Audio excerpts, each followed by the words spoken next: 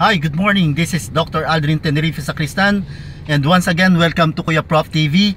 Sa mga hindi pa nakapag-subscribe sa ating YouTube channel sa Kuya Prof TV, inibitahan ko kayong lahat na mag-subscribe at sa nais naman pong magpa-coach sa atin online or personal, pwede po kayong tumawag sa 0932-849-3842 o mag-email sa kuyaprof@gmail.com.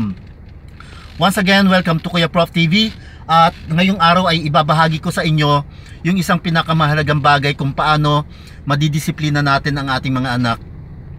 Napaka-importante po na may disiplina ang ating mga anak sapagkat sa pamamagitan nito magagawa nila ang mga bagay ayon sa disiplinang nais nilang gawin. Halimbawa po, kung yung mga anak natin ay may ginagawa at alam nating makakasama ito sa kanila, sa simula pa lang simulan na po natin at subukan na po natin na pigilan sila at disiplinahin kaagad. Huwag po nating hayaan na gawin muna nila yung mga bagay na yun, at kapag napipikon at iinis na tayo sa kanila sapagkat ayaw nilang magpapigil doon sa ginagawa nila sapagkat ito ay nakakasama sa kanila, pag doon pa lang po tayo kumilos, mahihirapan po tayo sapagkat sabi nga nila, mahirap na pong baliin ang isang stick na masyado ng makapal o masyado ng malaki. So, sa simula pa lang po, pag alam na nating hindi ito makakatulong sa mga anak natin, yung ginagawa nila, kung makakasama ito sa kanila, pigilin at tapusin na po natin kaagad doon. At sabihin po natin yung kahalagahan kung bakit natin sila pinipigilan gawin yung bagay na yun sapagkat siguradong makakasama po ito sa kanila. Yan po ang isang pamamaraan para madisiplina natin ng mas maaga yung ating mga anak, sapagkat ang mga batang may disiplina, malayong malayo po ang mararating sa buhay.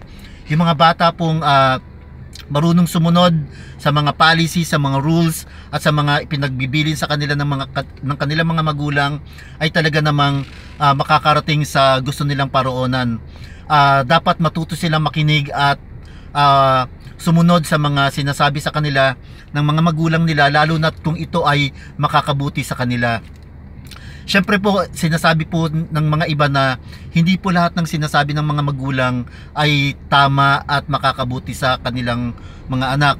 Naniniwala rin po tayo doon, pero ang sinasabi po natin ngayon, yung magulang na talagang nag-iisip ng mga bagay para sa ikabubuti ng kanilang mga anak ay dapat sinusunod ng kanilang mga anak. Hindi po dapat sila sumusuway.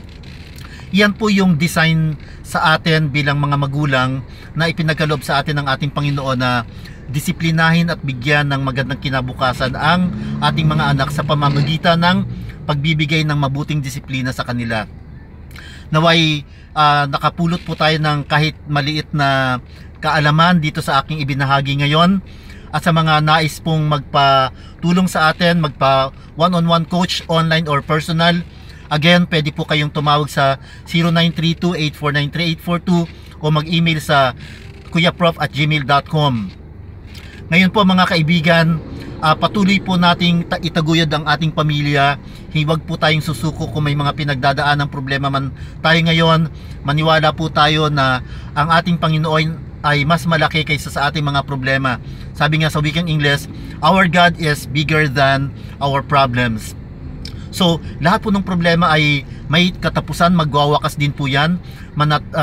Manatili lang po tayo sa pananampalataya sa ating Panginoon sapagkat hindi po niya tayo iiwanan. Muli, ito si Kuya Prof na nag-iwan sa inyo ng Change Your Life Now by Changing Your Mindset. Kilos-kilos, ayos!